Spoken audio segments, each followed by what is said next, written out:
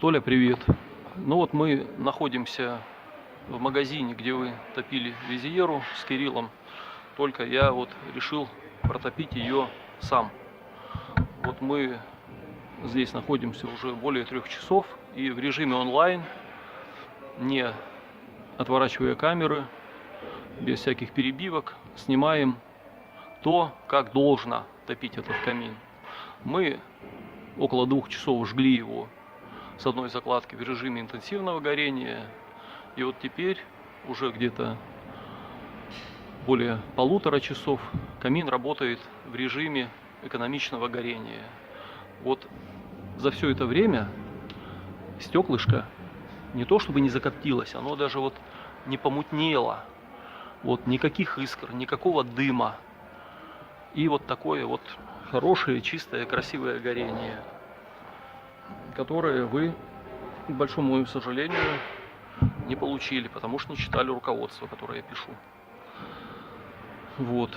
Ну, так что вот если выполнять требования производителя к качеству дров и к последовательности действий, чтобы получить вот такое вот красивое пламя, то оно получается прекрасно. Привет тебе большой, спасибо за предыдущее видео. Но вот полный процесс топки визиеры, как полагается, я у себя покажу.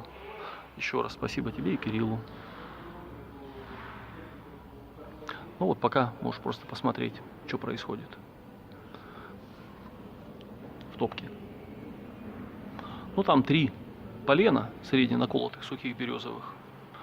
Вот где-то 1,5 часа лежат и в таком духе горят.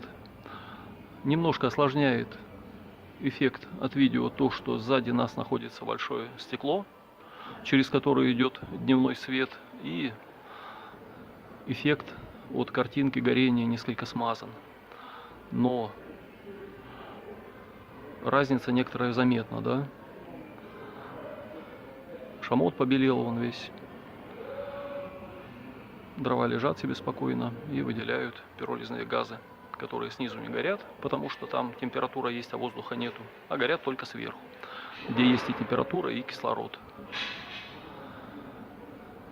Ну вот, можно представить у тебя на канале новое видео про горение этой печи. Скучное, конечно, оно такое, без экшен, но то, как эта печь должна работать, мы постарались показать. Из реквизита только вот сухие березовые дрова, больше никаких особенностей не было.